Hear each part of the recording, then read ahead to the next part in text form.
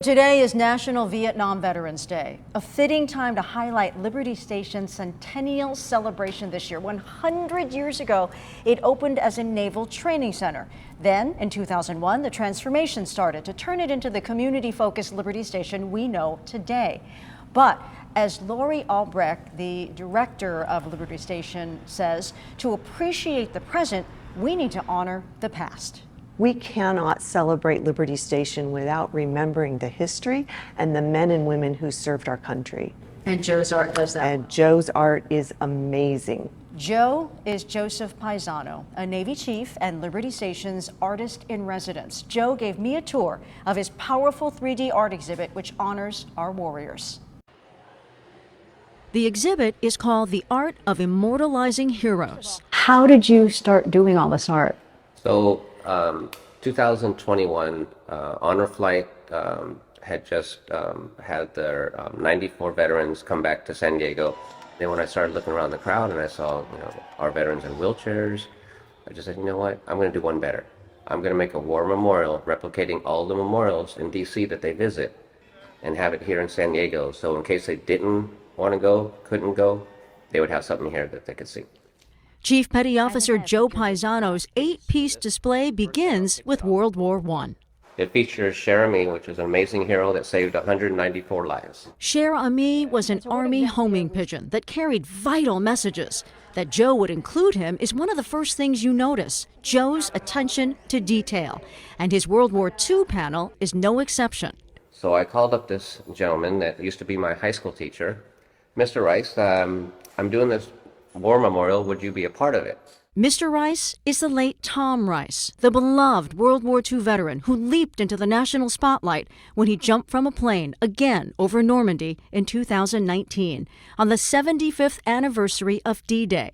He was 97 years old at the time. He actually installed the first 101 screws in honor of the 101st Airborne that dropped in Normandy with him in 1944. The panel also includes the "Kilroy was here" meme that became synonymous with World War II.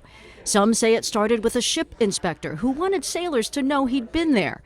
They also say the Germans thought it was the code name for a spy. One of the veterans that actually participated in this told me, you have to have Kilroy. What is your artistic process? You draw the image on a panel, which in this case is plywood. You draw it out, then you have to drill the pilot holes. So there's over 20,000 drywall screws here. Joe places the screws at different depths, creating texture and shading. He then adjusts and paints and adjusts over and over. Joe also uses other items such as golf tees and dog tags. This piece is unique. I would agree with you, yes. This is the Battlefield Cross. It represents the global war on terrorism, GWAT for short. Joe has been part of that mission himself, which means he has stood with these heroes. But too many of them were lost after they returned home. They are represented by the simulated bullet holes. When they come back, they're still fighting that battle. So we're approaching around 33 to 35,000 suicides, which is a staggering number. Your goal is for people to take something away from Absolutely. them. When the wind is blowing on it, you do hear the chimes. But what you're also listening to are the voices of our fallen comrades. And they're saying, if you just listen to us, we can help you help the ones that still can be saved. Joe's poignant exhibit culminates with his version of the Vietnam Veterans Memorial, combined with the Wall of Stars, also called the Freedom Wall. Joe always gives the community opportunities to be part of each work. For this one, children and special needs adults painted the 3,800 stars, each slightly different from the next. Our armed forces is the most diverse organization in the world, hands down. And if you look at it, everyone's different, but when our armed forces come together, we work.